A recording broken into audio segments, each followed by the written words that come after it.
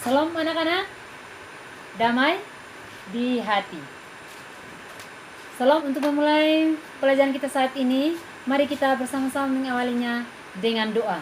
Dan doa ini dipimpin oleh salah seorang siswa.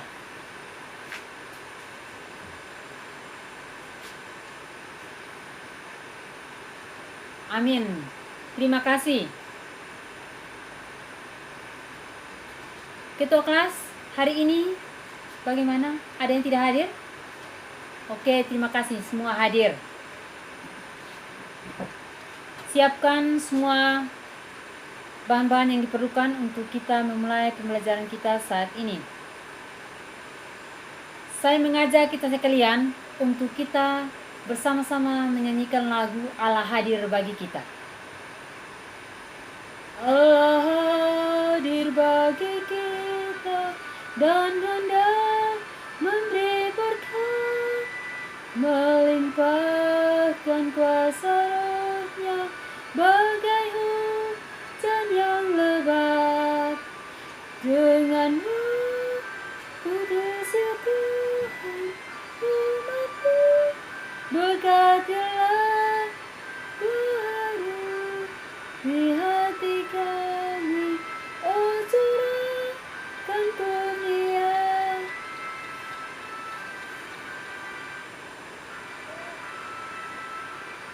Oh hadir di zamannya yang kudus, biar kasih kurnia-Nya menyegarkan kita terus. Dengan Roh Kudus ya Tuhan, umat berkatilah baharui hati kami, oh curahkan kurnia. Oke, terima kasih anak-anak.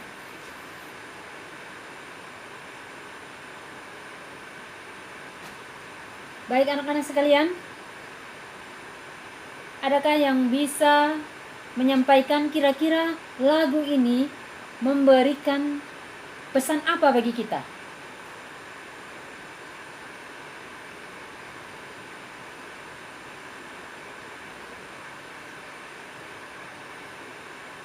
Oke, silakan Billy. Ya, terima kasih. Mensyukuri kehadiran Allah yang senantiasa memberi berkat dalam kehidupan kita. Kita selalu disertai oleh Roh Kudus Tuhan. Baik anak-anak, apakah masih ada yang mengingat pelajaran kita pada minggu yang lalu? Silakan Riko. Oke, terima kasih. Sikap gereja terhadap demokrasi di Indonesia. Sikap demokrasi dapat menyebabkan perselisihan dan tidak adanya rasa damai dalam kehidupan masyarakat. Materi pokok kita saat ini adalah damai sejahtera menurut Alkitab.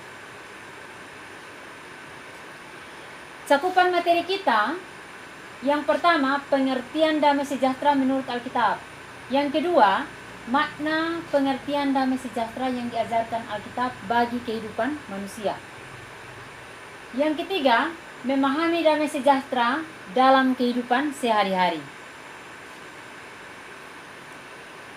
Baik anak-anak, tujuan pembelajaran kita saat ini adalah setelah kegiatan proses pembelajaran ini, peserta didik diharapkan dapat yang pertama, mengimani dan mengakui perannya sebagai pembawa damai sejahtera dalam kehidupan sehari-hari.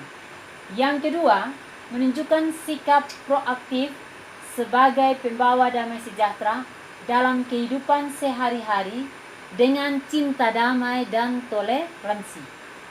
Yang ketiga, menjelaskan pengertian damai sejahtera menurut Alkitab. Yang keempat, menyimpulkan makna damai berdasarkan Alkitab.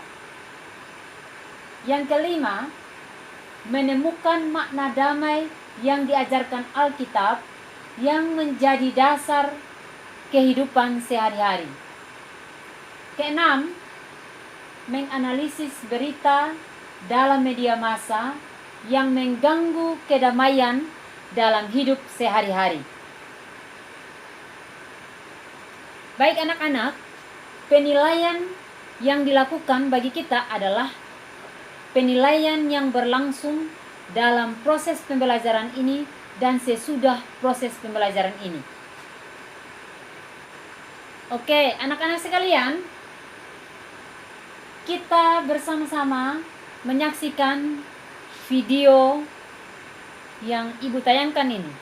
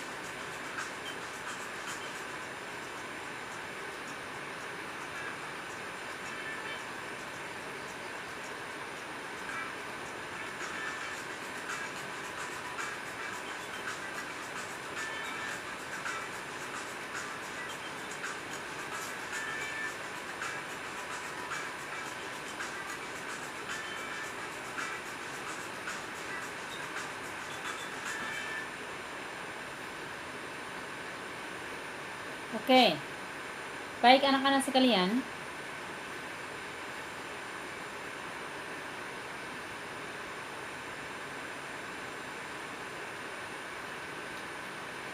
kita sudah menyaksikan bersama-sama video tentang seorang pengrajin yang membuat kriuk atau vas bunga dari tanah liat. Ini menggambarkan hubungan antara pencipta dan kita manusia. Ibu meminta kita semua perhatikan bagian Alkitab Imamat 26 ayat pertama hingga ayatnya yang ke-46. Imamat 26 ayat pertama hingga ayatnya yang ke-46. Yohanes 14 ayat 23 sampai dengan 31.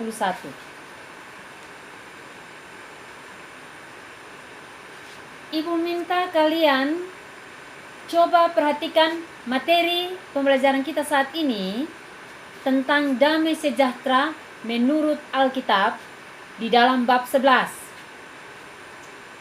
Coba kalian cermati bacaan tersebut.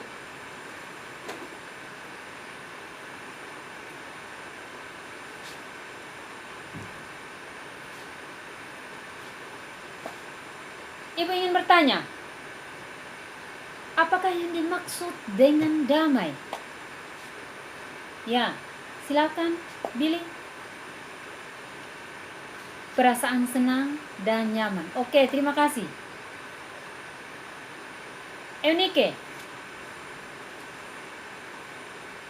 Nyaman dalam melakukan berbagai aktivitas. Terima kasih. Suatu keadaan harmonis dengan Tuhan, sesama, dan alam.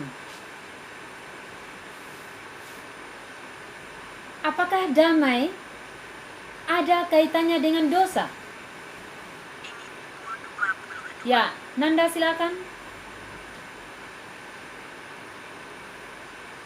Oke, sangat berkaitan karena dosa dapat menyebabkan hati tidak damai. Dosa penyebab utama hubungan manusia dengan Tuhan tidak harmonis. Tidak ada lagi hubungan yang baik antara manusia dengan Tuhan sebagai pencipta, yang berimbas kepada terganggunya hubungan manusia dengan sesamanya. Coba kalian perhatikan kehidupan kalian. Apakah kalian sudah merasa damai? Ya, Ando silakan.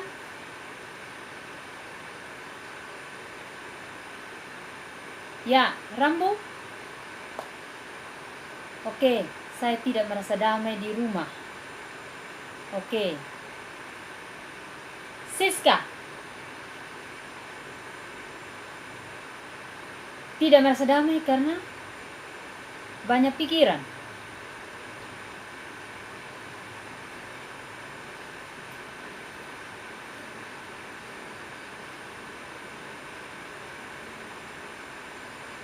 Oke. Anak-anak, penyebab kita tidak damai adalah perbuatan orang lain dan perbuatan diri kita sendiri yang tidak baik. Akibat dari perbuatan orang lain atau perbuatan kita terhadap orang lain, perbuatan yang tidak baik, itu yang menyebabkan tidak adanya rasa damai.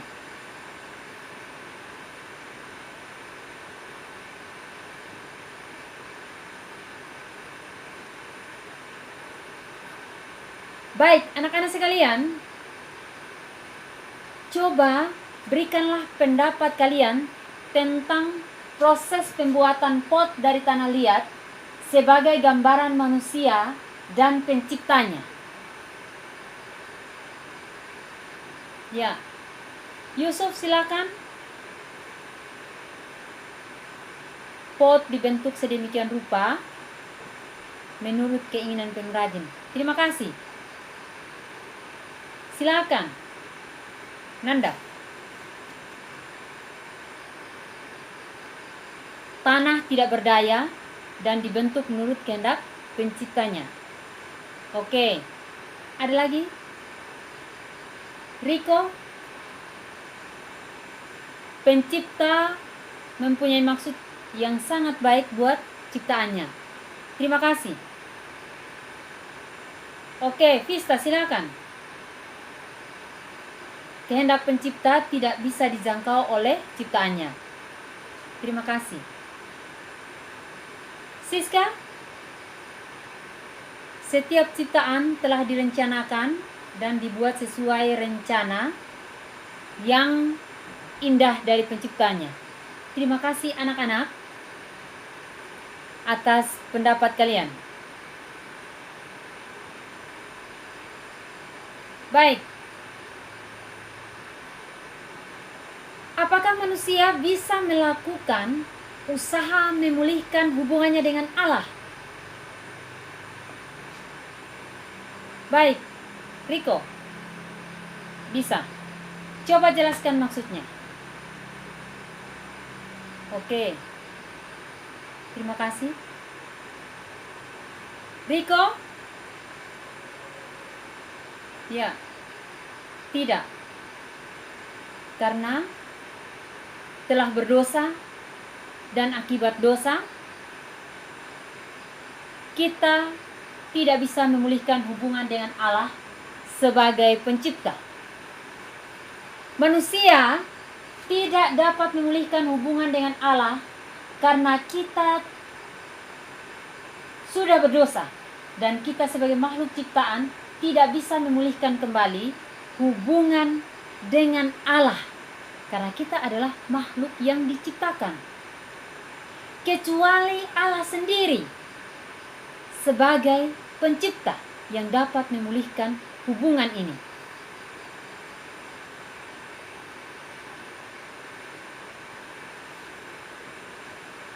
Baik anak-anak sekalian, untuk mencari tahu tentang damai sejahtera dalam Alkitab, kita akan belajar bersama-sama arti kata damai sejahtera menurut Alkitab, makna damai sejahtera berdasarkan Alkitab, makna damai sejahtera dalam kehidupan sehari-hari. Baik, anak-anak sekalian, Ibu akan membagi kalian di dalam 3 kelompok untuk kita berdiskusi bersama-sama. Dengan pertanyaan pertama, jelaskanlah pengertian damai sejahtera menurut Alkitab. Yang kedua, buatlah kesimpulan tentang makna damai berdasarkan Alkitab. Yang ketiga, bagaimanakah makna damai sejahtera dalam kehidupan sehari-hari. Baik anak-anak sekalian, kita akan bersama-sama berdiskusi satu kelompok satu pertanyaan. Kelompok 1 pertanyaan nomor 1, kelompok 2 pertanyaan nomor 2, kelompok 3 pertanyaan nomor 3. Kita akan berdiskusi bersama-sama selama 10 menit.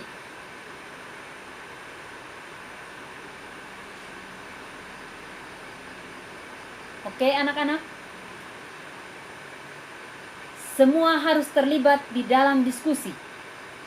Berusaha untuk bersama-sama memecahkan masalah yang ada.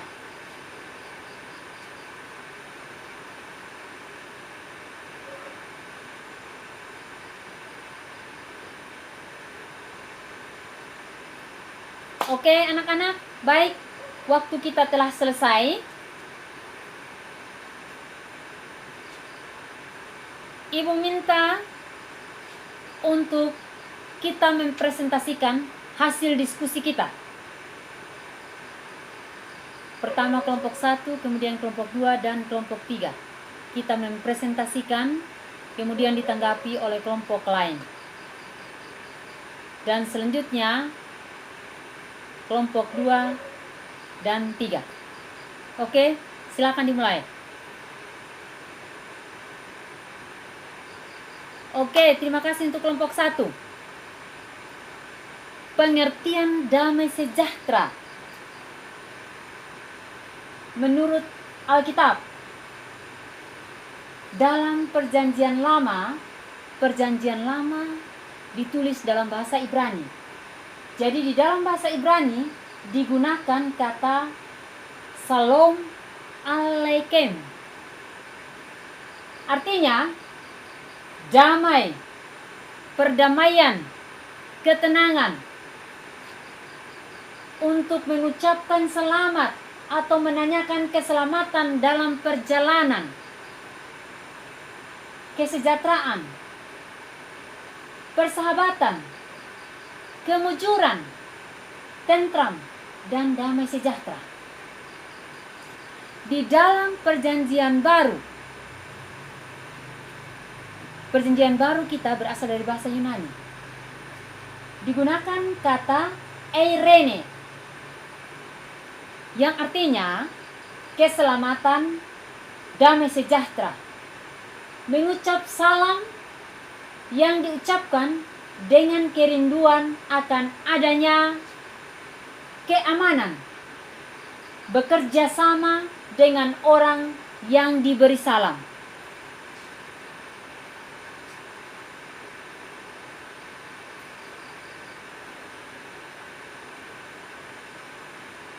Baik, anak-anak sekalian, terima kasih untuk kelompok 2. Menurut Henry, tahun 1994, Kitab Imamat 26 ayat 1 sampai dengan 46 terbagi atas 3 bagian. Yang pertama, ayat 1 sampai dengan ayatnya yang ke-13. memuat janji-janji berkat dan penyertaan Allah bila bangsa Israel taat dan menjalankan perintah-perintahnya. Yang kedua, ayat 14 sampai dengan ayatnya yang ke-39 memuat peringatan akan penghukuman Allah bila bangsa Israel lalai atau menyimpang dari perintah-perintah Allah. Yang ketiga, ayat 40 sampai dengan ayatnya yang ke-46 berisi janji-janji Allah untuk mengampuni dan menerima mereka kembali sebagai umatnya. Allah itu setia dan selalu ingat akan perjanjiannya dengan leluhur orang Israel.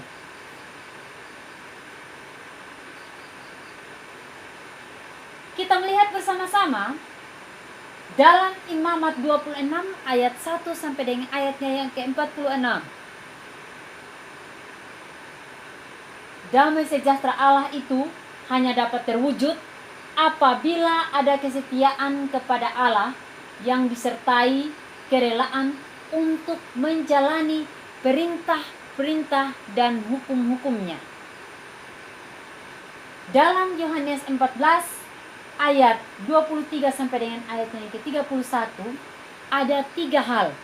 Yang pertama, ada janji Tuhan Yesus untuk memberikan damai-Nya kepada kita. Yang kedua, menjanjikan roh penghibur yang menyertai para murid dan semua orang percaya. Yang ketiga, Tuhan Yesus memerintah untuk mengasihi Dia dengan menaati firman dan Bapa-Nya. Ketaatan kita itulah yang akan memberikan kepada kita damai sejahtera.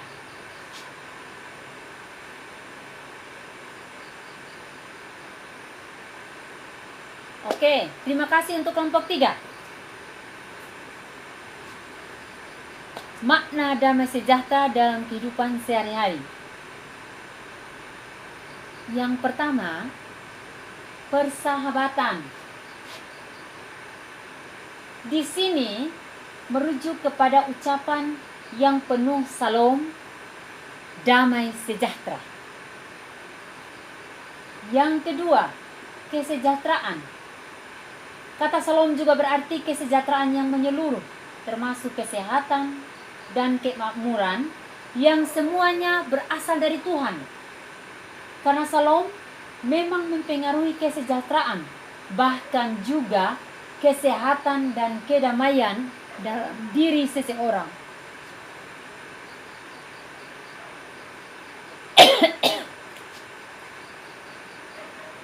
Keamanan. Yang ketiga, salom menunjukkan keamanan. Artinya menunjuk kepada hubungan antara hidup yang benar di hadapan Allah yang akan menghasilkan keamanan dan ketentraman. Yang keempat, keselamatan. Keselamatan yang dikerjakan oleh Tuhan Yesus adalah keselamatan yang utuh, yang meliputi kehidupan jasmani dan rohani, yang mencakup masa depan, tetapi juga berlaku di masa kini atau masa sekarang ini. Baik, anak-anak sekalian, seluruh rangkaian pembelajaran kita saat ini, Ibu minta kalian untuk memberikan kesimpulan. Baik, ada yang bisa memberikan kesimpulan? Oke, silakan. Siska, kita harus berdamai dengan Allah dan sesama, karena Yesus Kristus telah mendamaikan kita dengan Allah Pencipta, dengan menebus segala dosa kita. Oke, terima kasih. Baik anak-anak sekalian, kita akan melihat rangkuman dari proses pembelajaran kita saat ini. Yang pertama, dari pengertian damai sejahtera menunjukkan bahwa damai sejahtera sangat berarti bagi kehidupan manusia. Tidak ada ucapan damai sejahtera yang akan terbuang percuma, sebab sumbernya adalah Allah yang memberi kesejahteraan. Tuhan Yesus memberi damai sejahtera kepada murid-muridnya, dan damai sejahtera tinggal di antara para muridnya dan menjadi milik mereka yang harus diteruskan kepada orang lain. Yang berikut, makna damai dalam Alkitab. Baik dalam kitab Imamat maupun kitab Injil Yohanes mengingatkan kita bahwa ketaatan untuk melakukan apa yang telah diperintahkan Tuhan kepada kita akan menghadirkan damai sejahtera. Dengan kata lain, damai sejahtera tidak akan hadir begitu saja kecuali melalui kerja keras kita dalam memperlakukan kehendak Allah di dalam seluruh kehidupan dan keberadaan kita, baik secara pribadi maupun sebagai gereja.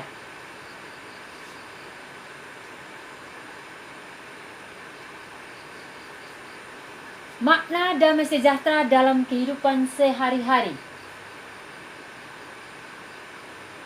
Yang pertama, damai dengan Allah. Artinya, Yesus Kristus memulihkan hubungan manusia dengan Allah.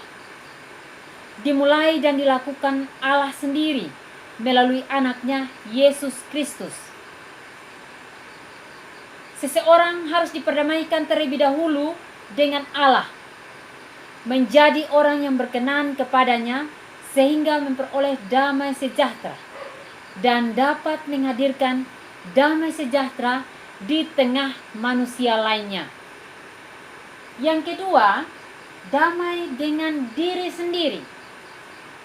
Artinya, mengakui kesalahan disertai penyesalan di hadapan Allah, sehingga tidak ada lagi ketakutan dalam diri karena perbuatan dosa. Tidak ada dosa yang tidak diampuni oleh Allah, dan tidak ada seorang pun manusia yang ditolak oleh Allah ketika memohon pengampunannya. Yang ketiga, damai dengan sesama. Perdamaian merupakan ungkapan kasih Allah kepada manusia. Oleh karena Kristus telah mati menebus segala dosa kita, karena itu tidak ada alasan bagi kita untuk tidak mengampuni sesama dan berdamai dengan sesama.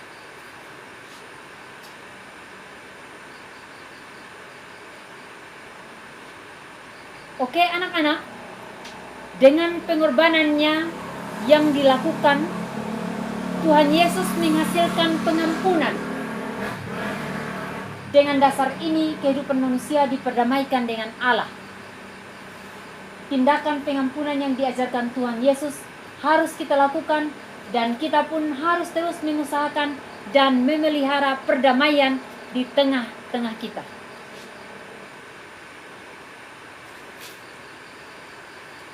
Baik, anak-anak sekalian, mengakhiri pembelajaran kita saat ini, Ibu akan memberikan tugas kepada kita. Yang pertama, temukan kasus dalam media massa yang mengganggu kedamaian dalam kehidupan sehari-hari. Guntinglah berita tersebut.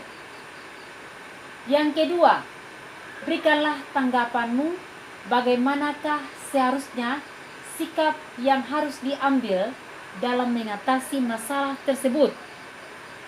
Tugas ini harus dikumpulkan masing-masing minggu depan di dalam pertemuan kita berikutnya.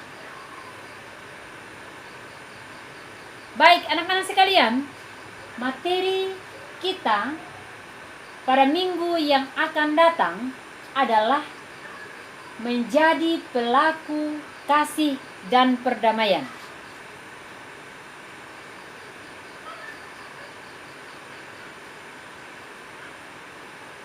Baik, anak-anak sekalian, Ibu mengajak kita sekalian untuk kita bersama-sama menyanyikan lagu Kuasa-Mu dan Nama-Mu-lah.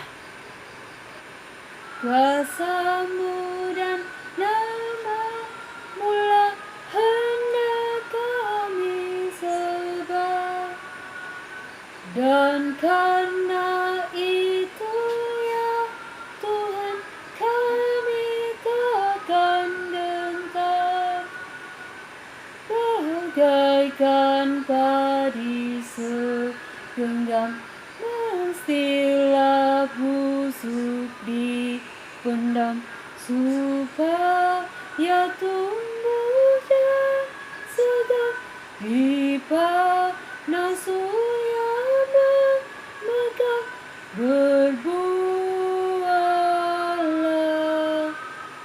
tuaian pun besar.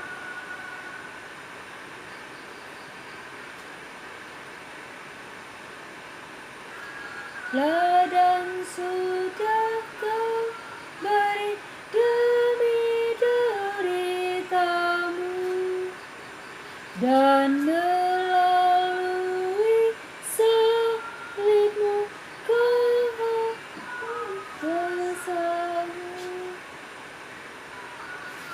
tanpa segenggam. Teladan sudah Kau beri demi deritamu, dan melalui salib-Mu Kau terima kuasa-Mu. Bagian kami tak lebih seperti segenggam benih melintas kubur yang gelap, agar kelak kami menetap bersama-Mu di Firdaus gemerlap.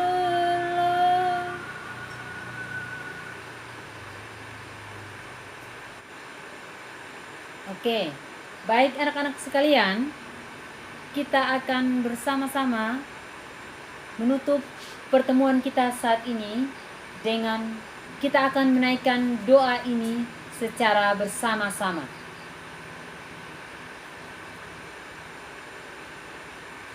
Tuhan Yesus, bantu kami untuk selalu merenungkan kasih-Mu dan semua pengorbanan-Mu. Tuhan Yesus, bantu kami untuk dapat mengampuni dan dapat ikut serta memelihara perdamaian dimanapun kami berada. Tuhan Yesus, teguhkanlah imanku untuk selalu mengasihi-Mu dan sesamaku di sepanjang hidupku.